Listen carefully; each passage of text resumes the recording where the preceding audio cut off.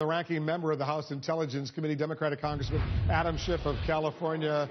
Congressman, thanks very much for joining us. What can you tell us about this arms smuggling operation? Do you know how close, for example, ISIS or some other terror group has actually ever come to obtaining nuclear materials? Wolf, I can't go into the specifics of this particular case, but I can say this has been a concern of ours for many years with the collapse of the former Soviet Union, with the disintegration of a lot of the security around nuclear materials.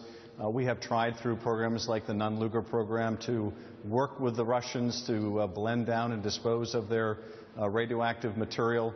Much of the time these plots, Wolf, in the past have involved something that is, I think, as a term of art called red mercury. That is a red herring. It's not radioactive, but often people try to sell it. And I don't know whether it's sold as a scam. That might be part of the case, or whether the sellers don't know exactly what they have.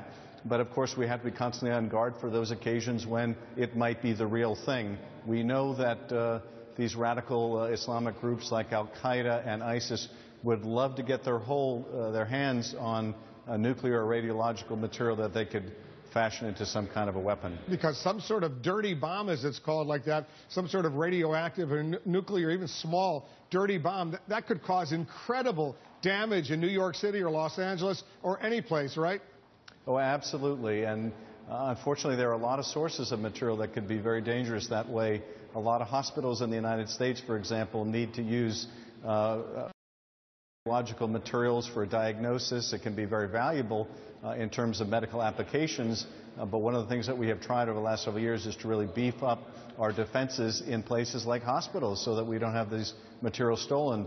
But should they get some of this material and go to a place like Times Square or go to the financial district or whatnot, they could render areas uninhabitable for quite some time and, of course, cause wholesale panic.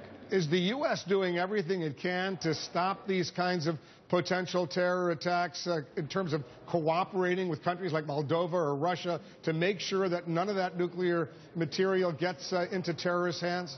Oh, absolutely, and we have been for many years. The intelligence community, the FBI, elements of our armed forces all working together to try to make sure that we, if necessary, we can interdict, that we can do the investigations necessary, that we have good cooperative relationships with authorities in other countries so they know what to look for. So absolutely, we work to cultivate these relationships for quite some time. I asked the question because it looks, at least at this sting operation in Moldova, the FBI was involved. It obviously was foiled, but it looks like they potentially could have gotten close. Well, you know, again, I can't comment on this particular situation, whether it really was the kind of material that has been alleged in the public reports. But yes, we've had a number of scenarios since the collapse of the former Soviet Union where there have been purported sales or attempted sales of these things. Often when we get wind, obviously, we try to apprehend those involved in a sting operation. But this is a concern that is very much with us today and will be, unfortunately, into the future. We have a lot more to discuss, Congressman. Stand by for a moment when we come back. The senior Democrat on the House Intelligence Committee, Congressman Adam Schiff of California. How telling is it, Congressman, that ISIS's operation, they can get their hands on all these Toyotas, all these supplies? Is ISIS more sophisticated, more complex organization than some had thought? Well, it certainly has great capability, and the fact that they are able to smuggle in just about whatever they want in terms of weapons, fighters, Toyota vehicles shows the degree to which we have a long way to go before we're sealing off access to supplies and munitions. It's really quite disturbing how nonetheless readily accessible the marketplace is to ISIS. I don't know whether these vehicles are being purchased in Iraq through straw purchasers or simply being driven across the border from Turkey into Syria. It may be some combination of both. One thing I think is interesting, Wolf, is we had very similar reports probably 10 years ago in Afghanistan that the Taliban and Al-Qaeda were driving around in these Toyota vehicles, that this was the vehicle of choice for the jihadis. That much hasn't changed. Fascinating. What's really intriguing, though, the U.S. Treasury Department now investigating Toyota on this issue. We'll update our viewers on what we learn.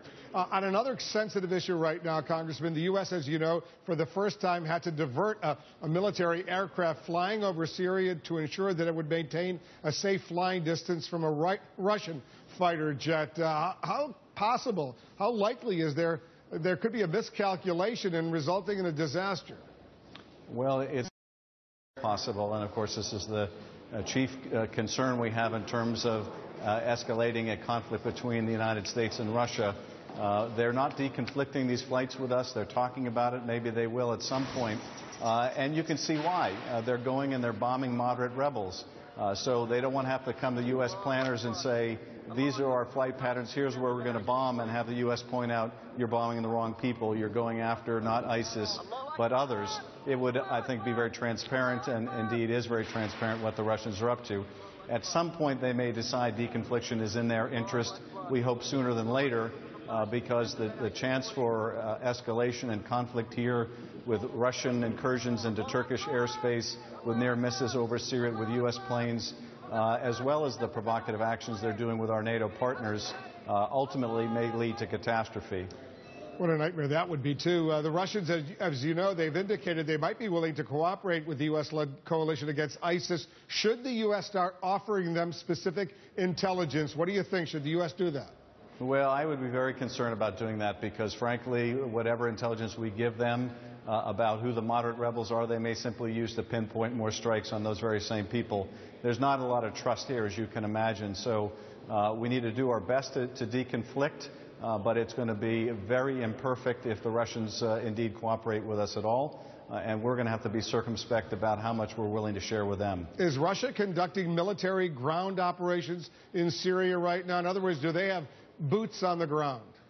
The Russians do have boots on the ground. I don't know whether they have boots on the ground in a combat role yet, whether they're planning to. Obviously, there have been public statements from Moscow that they plan on sending volunteers. I think they've invented a new definition of the word volunteer. But it's certainly possible, if things don't go well, that they Russian ground troops. And that has a real potential of drawing Putin in further and further and further. He may rue the day that he got involved in this mess, but meanwhile, it's a tremendous challenge to the United States. And I think we're going to have to reconsider some of the things that we haven't wanted to undertake in the past, whether that's no-fly zones or telegraphing to the Assad regime, we're not going to let their helicopters barrel bomb civilian populations anymore. I think we need to give these ideas new consideration. Congressman Adam Schiff, thanks very much for joining us.